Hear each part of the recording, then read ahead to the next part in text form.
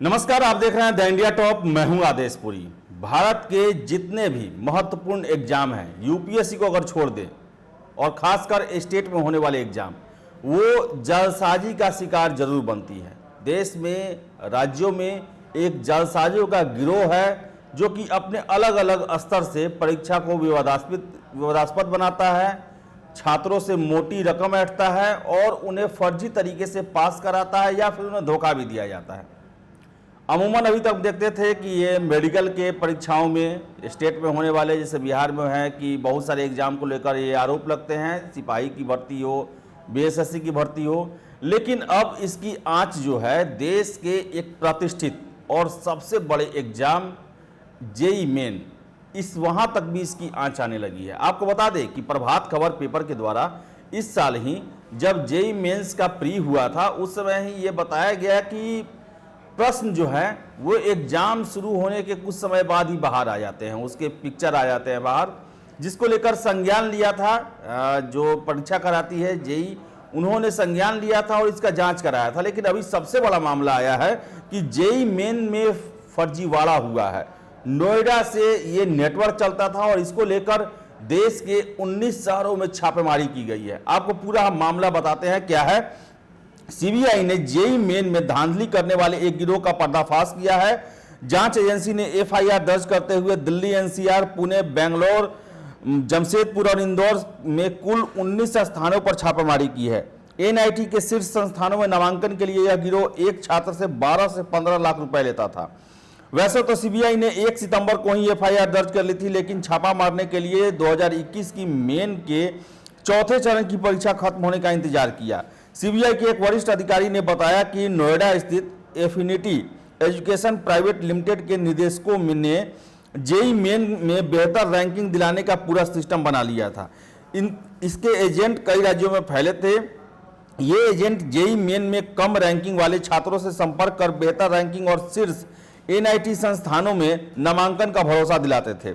धांधली के लिए इन्फिनिटी एजुकेशन के निदेशकों ने सोनीपत के एक परीक्षा केंद्र में मिलीभगत कर रखी थी और छात्रों को इसी परीक्षा केंद्र को चुनने के लिए कहा जाता था। महाराष्ट्र और कर्नाटक जैसे सुदूर राज्यों के कई छात्रों ने जेईई मेन के लिए सोनीपत को परीक्षा केंद्र के तौर पर चुना था। परीक्षा केंद्र पर मौजूद साजिश में शामिल अधिकारियों की मदद से संबंधित छात्र के कंप्यूटर का रिमोट कंट्रोल ले लेते थे और दूर बैठे व्यक्ति उस छात्र की जगह सारे प्रश्नों का जवाब देता था। आपको बता दें कि खराब रैंकिंग वालों पर ये नजर रखते थे। सीबीआई के वरिष्ठ अधिकारी के अनुसार शिक्षा मंत्रालय ने छात्रों को एक साल में 4 बार जेईई मेन में बैठने का अवसर दिया था। इसका उद्देश्य छात्रों को अपनी रैंकिंग सुधारने का अवसर मुहैया कराना था। इस हफ्ते चौथे अवसर की परीक्षा चल रही थी, जिसका गुरुवार को अंतिम दिन था। जाहिर है कि यह गिरोह पिछले 3 अवसरों में खराब रैंकिंग वाले छात्रों को निशाना बनाता था। सीबीआई ने छात्रों को प्रमाण पत्रों के अलावा 7 पीसी, 25 लैपटॉप जब्त किए। इसके अलावा बड़ी मात्रा में फर्जीवाड़ा से संबंधित दस्तावेज भी बरामद होने का दावा किया जा रहा है। आपको बता दें कि इन्फिनिटी एजुकेशन सेंटर के अलावा उनके निदेशकों में सिद्धार्थ कृष्णा, विश्वंभर मणि त्रिपाठी और गोविंद वारसे को भी आरोपित किया गया है। इस सूची में पानीपत स्थित परीक्षा केंद्र में कुछ कर्मचारियों और देश के विभिन्न भागों में फैले दलालों और रिमोट पर परीक्षा देने वालों के नाम भी शामिल हैं। जांच आगे बढ़ने के साथ साथ आरोपितों की सूची में भी इजाफा हो सकता था। आपको बता दें, एफिनिटी एजुकेशन के निदेशकों का यह फर्जीवाड़ा इतना फुल प्रूफ होता था कि छात्रों से पोस्ट डेटेड चेक लेते थे, गारंटी देते थे कि बेहतर रैंकिंग आने पर ही उसे भुनाया जाएगा। वे छात्रों के 10वीं और 12वीं के मूल प्रमाण पत्र रख लेते थे और पैसा मिलने पर उसे लौटा देते थे। छापे में 30 पोस्ट डेटेड चेक भी मिले हैं। तो आप समझ सकते हैं कि देश के एक बड़े, प्रतिष्ठित और सबसे बड़े इंजीनियरिंग संस्थान आईआईटीज में एडमिशन के लिए जेईई मेन का आयोजन होता है। रैंकिंग सुधारने के नाम पर ये पैसे लिए जाते थे और देखिए कितना इनका नेटवर्क था कि सोनीपत में इन्होंने सेंटर मैनेज कर रखा था और वहां से महाराष्ट्र, कर्नाटक के छात्र आकर सोनीपत में एग्जाम देते थे।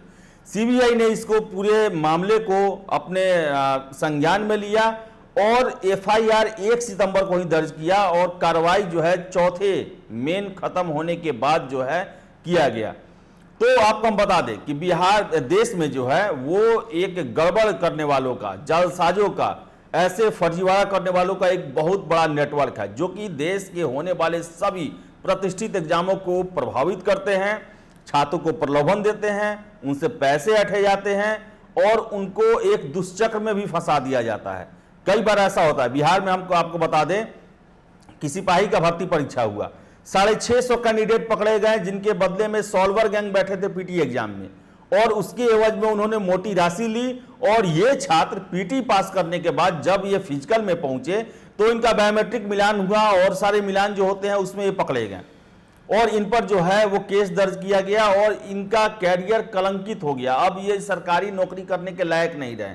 तो हमारी अपील है सरकार से, पुलिस से, सीबीआई से, जो भी एजेंसी है जो इस पर कंट्रोल कर सकती है, कि एक मुहिम चलाकर, एक ऑपरेशन चलाकर स्टेट से लेकर सेंटर तक जो भी ये गड़बड़ झाला करते हैं, फर्जीवाड़ा करते हैं, लोगों से पैसे हटते हैं, उनके खिलाफ मुहिम चलाई जाए। क्योंकि कुछ दिन पहले ही आपको बताएं, पटना में 2 छात्र पकड़े गए थे, 2 व्यक्ति पकड़े गए थे जिनको गिरफ्तार किया था मध्य प्रदेश की एसटीएफ ने, जो कि एमबीबीएस परीक्षा में एडमिशन को लेकर और उसमें अच्छे अंक दिलाने को लेकर पैसे हटते थे और ये डाटा स्टोर भी करते थे और उसके बाद डाटा स्टोर करने के बाद सोशल मीडिया से उनसे संपर्क करते थे। तो आप समझ सकते हैं कि इनका जो गोरख धंधा है वो कितने उच्च लेवल तक पहुंच चुका है और ये देश को भीतर ही भीतर खोखला करते जा रहा है, क्योंकि योग्य छात्र इनके कारण बाहर हो जाते हैं और अयोग्य जो है वो चयनित हो जाते हैं और इसका असर देश के विकास पे पड़ता है। देश के एक कहें तो जो सुचिता है, जो देश की प्रतिष्ठा है उस पर पड़ता है, क्योंकि ऐसे लोग जो कि 2 नंबर तरीके से अगर पास करेंगे तो अपने आगे का भी कैरियर 2 नंबर तरीके को ही ज्यादा प्रश्रय देंगे। तो जरूरत है इन पर एक संगठित रूप से कार्रवाई करने की, स्टेट से लेके सेंटर तक विभिन्न राज्यों के द्वारा ये कोऑर्डिनेशन कमेटी बने और जड़ से इन्हें खत्म किया जाए, क्योंकि इनका घून जो है आईआईटी जैसे प्रतिष्ठित महत्वपूर्ण एग्जाम तक पहुंच चुका है और अगर इन पर कार्रवाई नहीं की गई तो आने वाले समय में यूपीएससी तक इनका जो पहुंच है वो भी हो सकता है। तो फिलहाल इस वीडियो में इतना ही। वीडियो पसंद आए लाइक शेयर करें, हमारे चैनल द इंडिया टॉप को सब्सक्राइब जरूर कर लें। धन्यवाद।